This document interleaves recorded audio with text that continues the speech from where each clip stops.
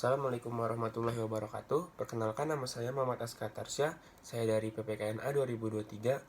Saya ingin menyelesaikan tugas UAS Pendidikan Karakter dan Lingkungan Hidup, yaitu membuat video tentang tema lingkungan hidup.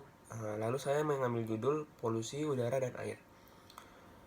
Yang pertama adalah saya ingin menggambarkan sumber-sumber polusi udara dan air serta dampaknya terhadap kesehatan. Yang pertama itu ada polusi udara. Sumber-sumber polusi udara itu yang pertama adalah dari emisi kendaraan, contohnya gas buang dari mobil, truk, dan kendaraan bermotor lainnya. Lalu yang kedua ada industri dan pabrik, dari emisi dari proses produksi dan pembakaran bahan bakar fosil.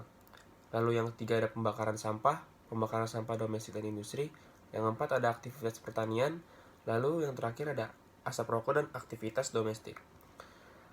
Selanjutnya ada dampak kesehatan. Yang pertama itu ada gangguan pernapasan yang bisa divonis asma, bronkitis, dan penyakit paru obstruktif kronik atau PPOK. Selanjutnya ada penyakit jantung, yaitu peningkatan risiko serangan jantung dan penyakit kardiovaskular. Selanjutnya ada kanker paru-paru dan masalah pada anak. Lalu kita akan membahas polusi air. Ternyata polusi tidak hanya dari udara tetapi juga ada dari air. Yang pertama, sumber-sumber polusi pada air itu yang pertama ada limbah industri, yaitu pembuangan limbah beracun dan bahan kimia berbahaya ke dalam air seperti sungai atau laut. Selanjutnya ada pertanian, pencemaran dari pestisida, pupuk, dan limbah hewan ternak.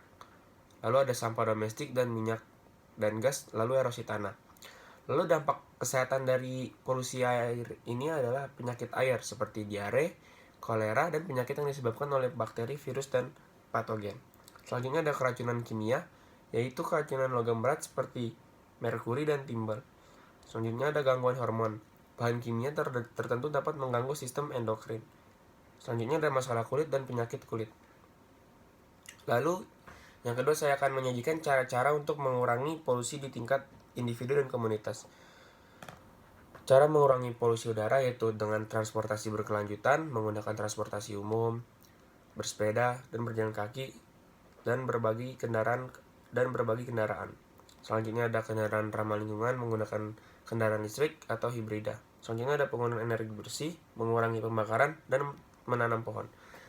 Lalu ada cara mengurangi polusi air, yaitu pertama pengelolaan limbah, lalu penggunaan bahan kimia ramah lingkungan, lalu mengurangi bahan pestisida dan konservasi air.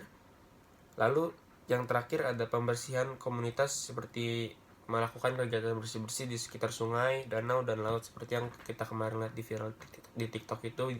Ada salah satu komunitas yang membersihkan seperti got-got di pinggir jalan yang banyak sampahnya. Lalu di sini terakhir saya akan mengangkat cerita sukses kota atau negara yang berhasil menurunkan tingkat polusi. Contoh kota yang berhasil itu yang pertama ada Copenhagen dari negara Denmark. Itu telah berhasil mengurangi polusi udara dengan mengimplementasikan jaringan transportasi yang ramah lingkungan, termasuk jalur sepeda yang ekstensif dan penggunaan bus listrik. Lalu yang kedua ada Singapura, mengelola polusi air dengan sistem pengolahan air yang canggih dan kebijakan yang ketat terhadap pembuangan limbah industri. Lalu ada Stockholm, Swedia, mengurangi polusi udara melalui kebijakan zona bebas emisi, promosi penggunaan transportasi umum, dan investasi dalam energi terbarukan. Lalu ada contoh negara yang berhasil. Yang pertama ada Jepang, yaitu mengatasi polusi udara melalui ketat emisi kendaraan dari industri serta program rehabilitasi yang ekstensif. Yang kedua ada Jerman, berhasil menurunkan tingkat polusi udara dengan udara transisi ke energi terbarukan dan kebijakan efisiensi energi. Mengangkat cerita sukses ini tidak hanya memberikan contoh inspiratif, tetapi juga menunjukkan bahwa perubahan positif mungkin terjadi dengan upaya yang terkoordinasi dan kebijakan yang tepat. Kurang lebih itu saja dari saya. Kurang lebihnya mohon maaf. Wassalamualaikum warahmatullahi wabarakatuh.